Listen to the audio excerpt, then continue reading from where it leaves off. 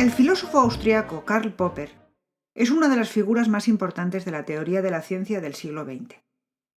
En este vídeo vamos a explicar lo más claramente posible en qué consiste su famosa teoría llamada falsacionismo, así como la relación que ésta guarda con el neopositivismo, sus diferencias fundamentales y qué tiene que ver con el problema de la inducción que planteó David Hume en el siglo XVIII y que, desde entonces, ha quedado sin resolver.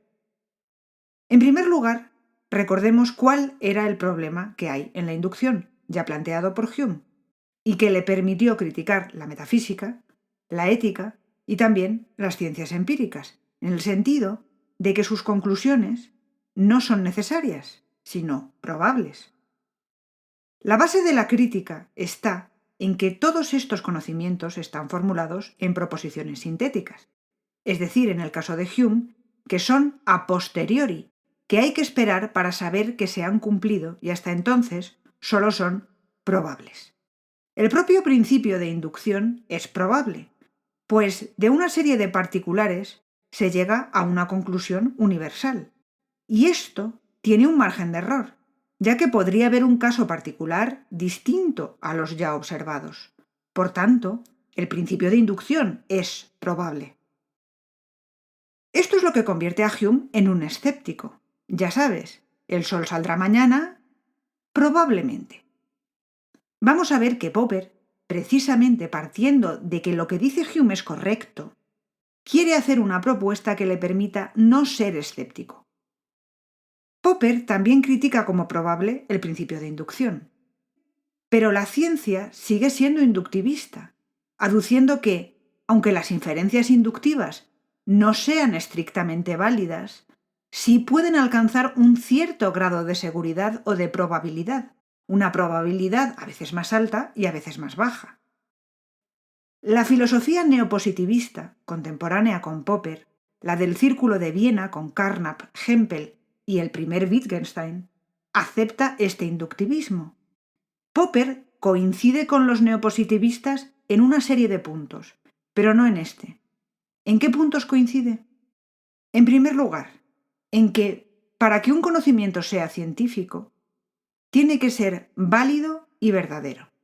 En segundo lugar, en que las proposiciones de la ciencia son enunciados que se basan en la observación.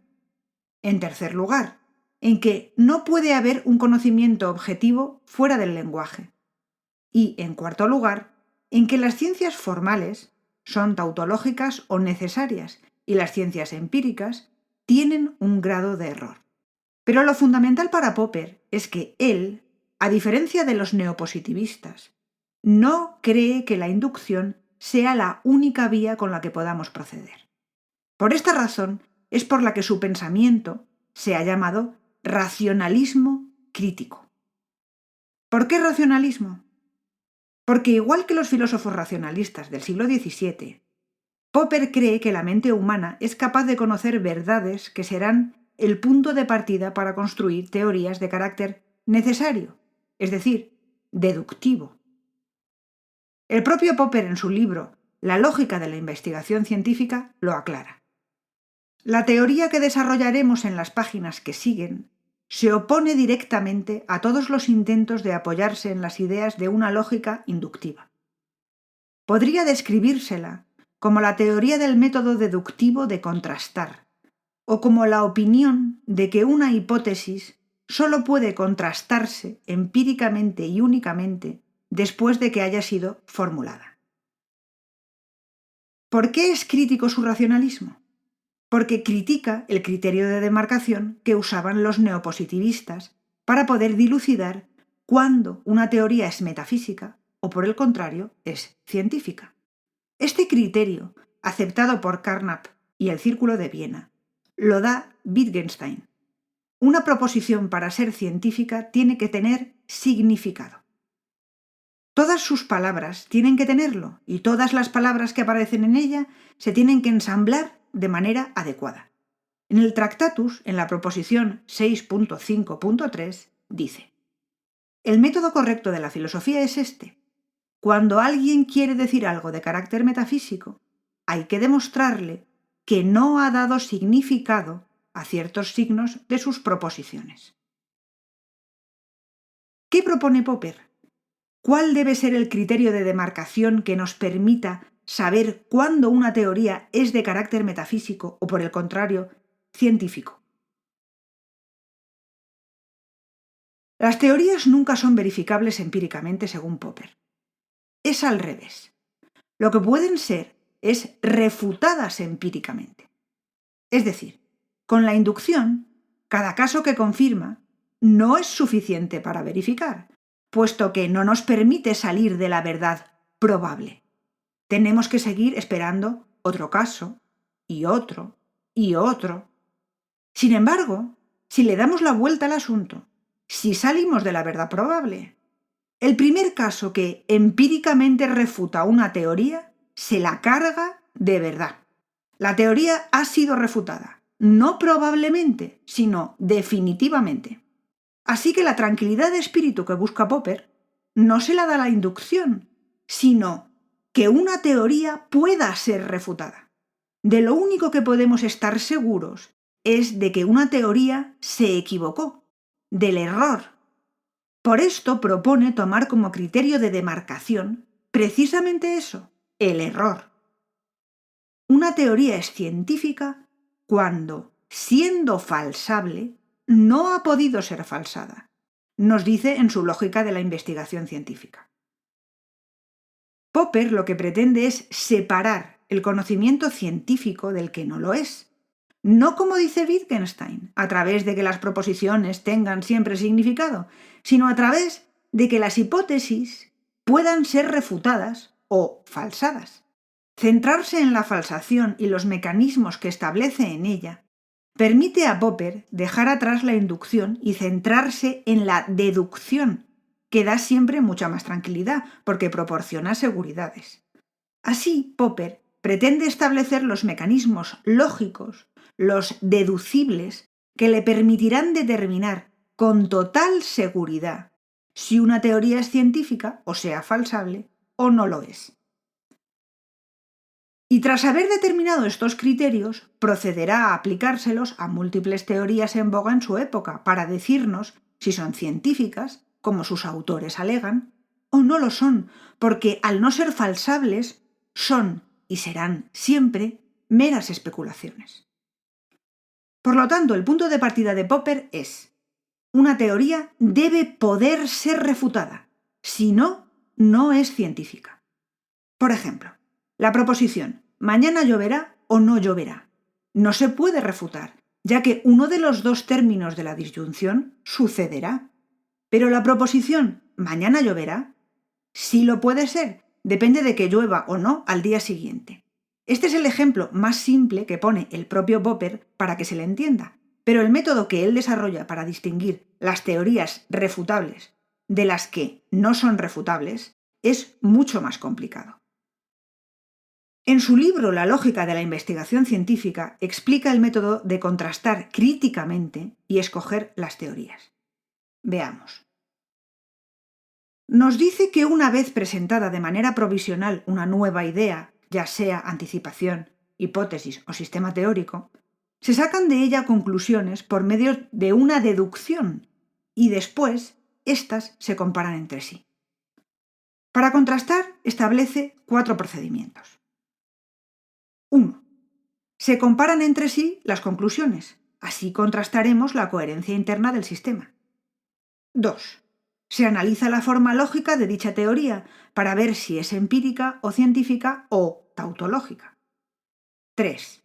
Se compara con otras teorías para ver si la nueva teoría es un adelanto científico. 4. Se contrasta la teoría aplicando empíricamente las conclusiones que se deducen de la misma. Esto se realiza deduciendo de la teoría enunciados singulares, predicciones, fácilmente contrastables.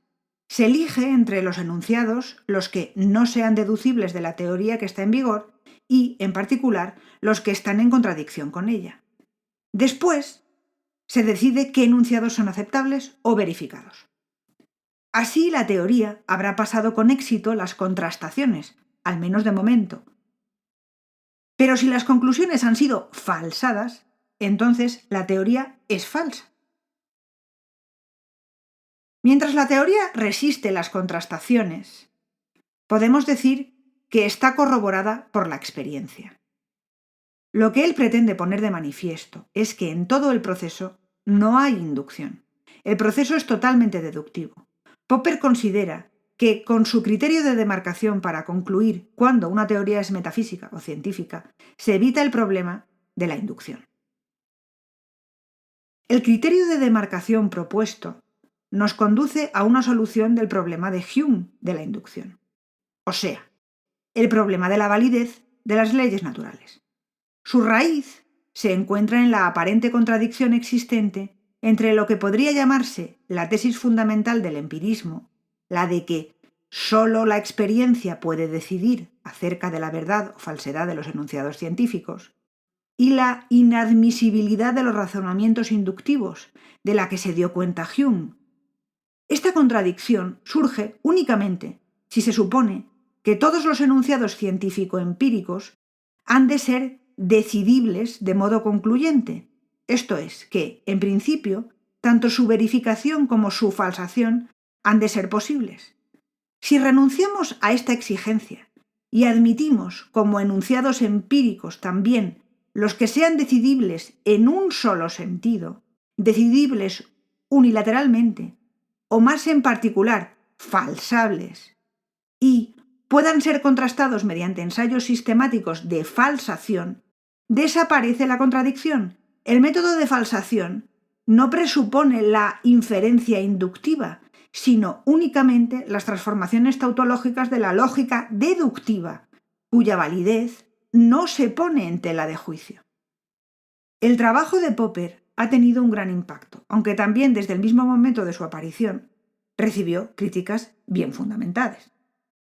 Popper cree que ha resuelto, o pretende que ha resuelto, el problema de la inducción, y con ello quiere proporcionarnos el instrumento para distinguir lo que es una propuesta de carácter científico de lo que es solamente una especulación. Pero, ¿hasta qué punto lo ha logrado? Los puntos débiles de la falsación se pueden resumir en dos críticas fundamentales. Las teorías no se pueden falsar de manera concluyente debido a que los enunciados observacionales que sirven para la falsación pueden resultar falsos a la luz de los progresos posteriores. Es decir, el procedimiento de falsación, aunque Popper asegure que es totalmente deductivo, puede verse afectado por la capacidad de contrastar observaciones derivada del progreso técnico, creación de lentes más precisas para microscopios o telescopios, por ejemplo. La segunda crítica deriva en parte de la primera, y es que, si los científicos de épocas pasadas se hubiesen aplicado a la falsación cuando se les ocurrió su hipótesis principal, ni siquiera habrían enunciado sus teorías porque en muchos casos, como por ejemplo el de Copérnico, no tenían suficiente capacidad técnica para contrastar debidamente, ateniéndose a la falsación, esas teorías. Así que, menos mal que no tenían a Popper para ponerles límites. Entre los críticos más famosos del falsacionismo encontramos a Kuhn, Lakatos o Feyerabend, que desarrollaron estos y otros argumentos para demostrar que la falsación puede ser un corsé que impida el desarrollo científico porque puede impedir determinadas formulaciones sin tampoco sacarnos del error ni de la probabilidad. Popper habría querido que su falsación sirviera para toda ciencia, y sin embargo resulta que para lo que más ha servido es para las ramas de las ciencias sociales, porque esas son las que no dependen o dependen menos de un desarrollo técnico determinado. Así, Popper aplicó su falsacionismo para demostrar que muchas teorías pretendidamente científicas solo son especulativas. El socialismo científico de Marx no lo es. Es una teoría especulativa que puede gustar más o menos, pero solo es una especulación, lo cual también se aplica al contemporáneo de Popper, Althusser, que pretendía dar más aire científico todavía a su interpretación de Marx. El psicoanálisis es otro campo que no resiste la falsación. Freud quiso que su trabajo fuera científico, pero es especulativo. Y lo mismo se aplica a otro contemporáneo de Popper, Lacan, con su interpretación de Freud. No importa cuántos casos haya de pacientes que aseguren que el psicoanálisis les ayuda. Son casos que no permiten nunca salir del ámbito especulativo, porque las teorías psicoanalíticas no pueden ser nunca falsadas. Así que, especulación. Más allá de esto, probablemente el campo de más impacto del pensamiento de Popper es el de la ciencia económica. Popper, que nació en Austria, pero a causa de la Segunda Guerra Mundial acabó en Inglaterra con nacionalidad británica y hasta con título de Sir, trabajó dando clases en la London School of Economics. Y de ahí parte un reconocimiento importante de su pensamiento. Uno de los campos en los que resulta más peligroso creerse que una teoría es científica cuando no lo es en el ámbito económico. Un error aquí puede conducir a una catástrofe personal, nacional, internacional, mundial, y también resulta que, como en economía los expertos utilizan fórmulas matemáticas muy elaboradas, existe una tendencia casi irrefrenable a creerse precisamente eso, que las fórmulas implican una aproximación científica, cuando no suele ser así. Se da una sensación de falsa seguridad a base de creer que algo es científico cuando resulta que es especulativo. Un ejemplo doloroso de esto fue la crisis hipotecaria de Estados Unidos, esa burbuja que empezó a estallar en 2007 y se trasladó a medio mundo, por no decir todo. Se crearon unos activos complejos, que mezclaban activos tóxicos de ultra, super, mega, maxi riesgo, con otros activos considerados sólidos, y se les otorgó clasificación A o B. Como si esos activos complejos tuvieran riesgo muy limitado, todo ello basado en fórmulas matemáticas, que dieron sensación de falsa seguridad a media humanidad, hasta que esa falsa ciencia fue falsada por la vida misma y la crisis explotó. En este tipo de ejemplos basan pensadores actuales como Nassim Taleb su amor por el pensamiento de Popper.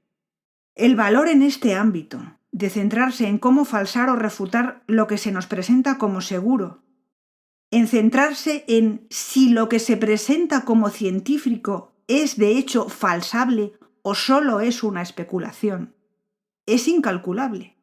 Y ahí reside un gran valor de la aportación de Popper. A pesar de esto, Popper no logró lo que quería resolver, y él también lo sabía.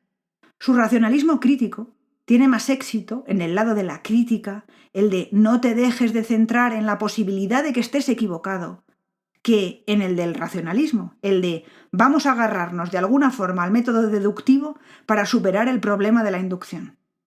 Búsqueda sin término es el título de su autobiografía y también podría ser el título de la historia de la ciencia, siempre buscando y siempre esperando para saber si una verdad resultará al final refutada o no.